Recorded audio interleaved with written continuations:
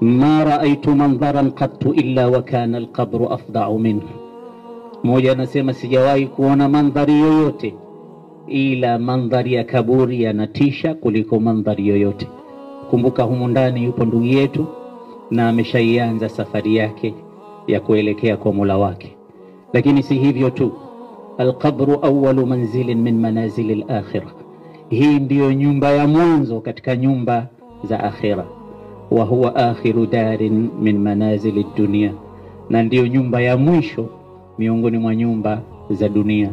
Tutahamahama nyumba nyingi, lakini nyumba yetu ya mwisho ni hii hapa.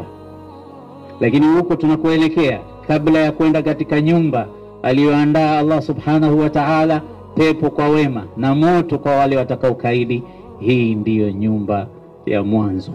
Mwenyezi Mungu aijalie nyumba hii iwe nyumba miongoni mwa nyumba za peponi, iwe bustani miongoni mwa bustani ya peponi kwa ndugu yetu ambaye yeye ametangulia na sisi tuko nyuma tunakuja. Lakini pia namaliza maneno mafupi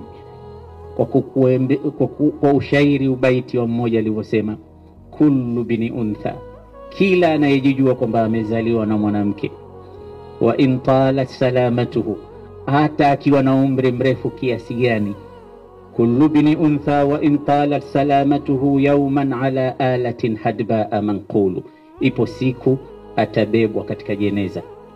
Fa idha hamalta ila alquburi janazatan, utakapobeba siku moja jeneza kupeleka makaburini kama tulivyobeba jeneza la ndugu yetu, fa'lam annaka ba'daha mahmulu, tambua kwamba na wewe ipo siku yako ya kubebwa inakuja.